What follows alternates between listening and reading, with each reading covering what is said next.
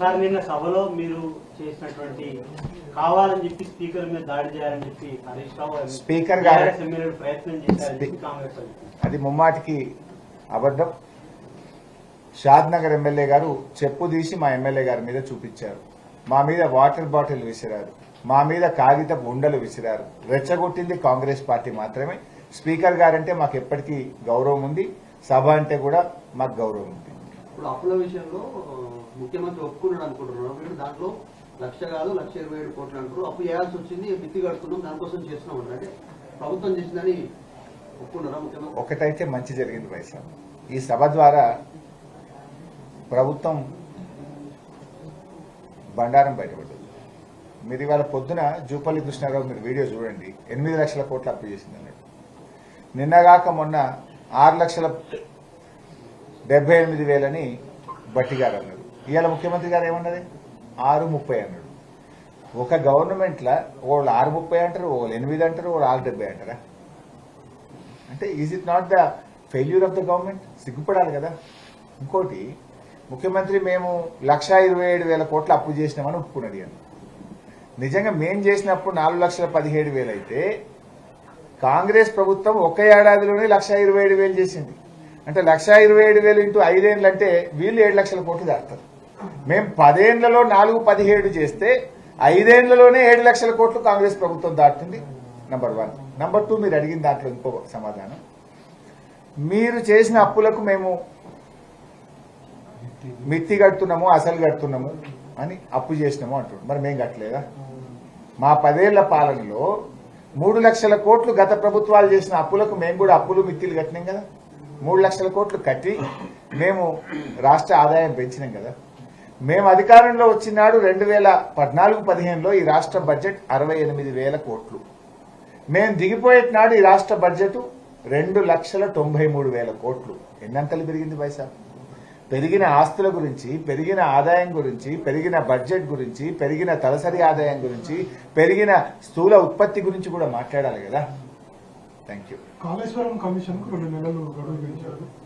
Next Harish రావుని KCR పిలుస్తారనేది ఒక. ఇప్పుడు అది చాలా రోజులుగా పేపర్లో చూస్తున్నాం. ఊహాగానాల మీద మనం మాట్లాడడం ఎందుకు పైసా? పిలిస్తే బ్రహ్మాండంగా వెళ్తాం, సమాధానం చెప్తాం. ఎవరు అడ్డుకున్నాడే? రేవంత్ రెడ్డికి ఒక శాపం ఉన్నట్టున్నది పైసా. నిజం చెప్తే ఏదో తలబలిగి చచ్చిపోతారని ఏదైనా శాపం ఉందో ఏమో నాకు డౌట్. ఎవరు అడ్డుకున్నారు ఆయన? ఇన్ఫాక్ట్ రేవంత్ రెడ్డి నా నియోజకవర్గంలో అభివృద్ధిని అడ్డుకున్నాడు.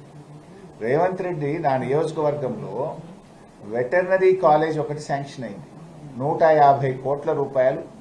దానికి నాబార్డు ద్వారా డబ్బు కూడా శాంక్షన్ అయింది. టెండర్లు అయినాయి, 15 కోట్ల రూపాయల పని జరిగింది.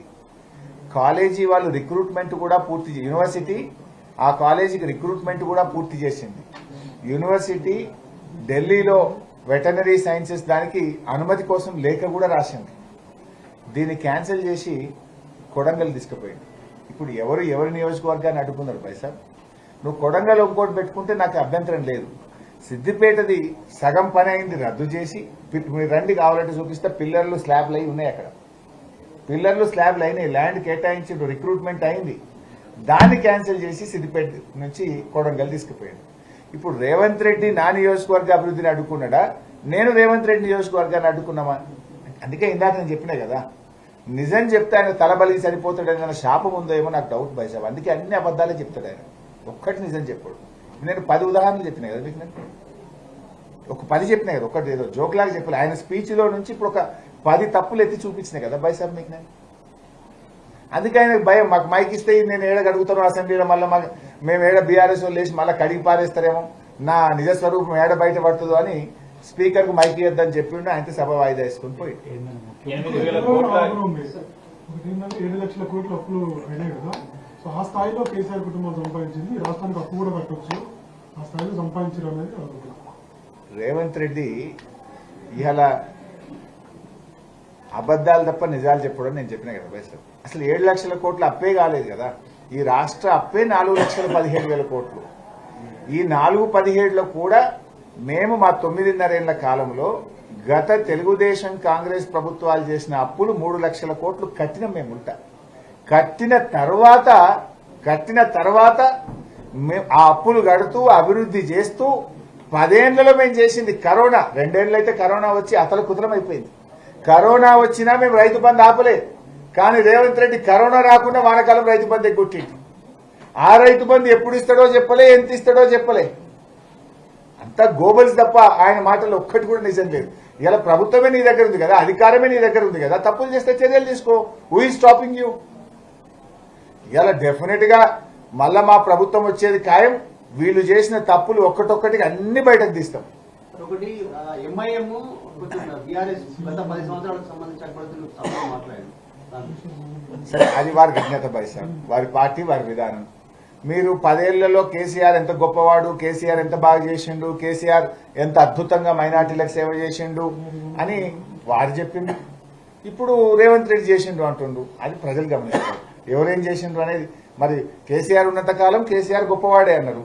కేసీఆర్ పోగానే రేవంత్ రెడ్డి గొప్పవాడు అంటుండు. We will leave it to his ఇలా మైనార్టీలకు ఏం చేసింది భాయ్ సాబ్ కాంగ్రెస్ పార్టీ? मुसलमानों को क्या करा कांग्रेस पार्टी? हाँ, 1 साल में ये पहली सरकार है बगैर माइनॉरिटी मिनिस्टर आज कोई सरकार इस राज्य में आया है, वो सिर्फ रेवंत रेड्डी का सरकार है। 2 मिनिस्टर भी है केसीआर के हुकूमत में, 2 भी मिनिस्टर स्वेरिंग सेरेमनी करे, 2 में भी एक मुसलमान था। लेकिन आज कांग्रेस के सरकार में माइनॉरिटी को जगह नहीं है। आज आप 9 दिन का वो फेस्टिवल बनाया ना, 1 साल का, रेवंत रेड्डी सरकार का 1 साल हुआ बोल के 9 दिन का एक फेस्टिवल बनाए, उसमें भी एक दिन या मुसलमानों के लिए, माइनॉरिटीज के लिए 1 दिन भी आप चर्चा नहीं करें।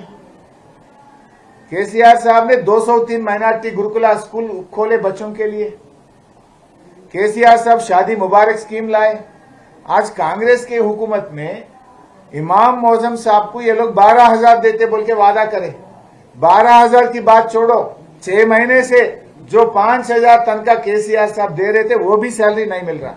6 महीने से इमाम मौजम का 1 पैसा भी नहीं आया ये गवर्नमेंट में। मुसलमान बच्चे जो अमेरिका में, लंदन में पढ़ रहा, उन लोगों का ओवरसीज स्कॉलरशिप भी आज तक रिलीज नहीं हुआ। शादी मुबारक का चेक बेटी बेटा पैदा होने के बाद आज चेक मिल रहा, 1 साल के बाद चेक मिल रहा। 6 महीने 8 महीने का चेक रुक जा रहा शादी मुबारक का। 1 तोला सोना देते बोले वो उधर ही चले गया। 4,000 करोड़ बजट देते बोले माइनॉरिटीज को, 4,000 नहीं 3,000 भी नहीं दिया, उसमें तो रिलीज ही नहीं हो रहा। बिहार वो भी रिलीज नहीं हो रहा। रेवंत रेड्डी का बात करोड़ों में है, काम पकोड़े में है। जो माइनॉरिटीज तक मुद्दा है, बात करोड़ों में, माइनॉरिटीज के लिए रेवंत रेड्डी सरकार का काम पकोड़े में है। Thank you.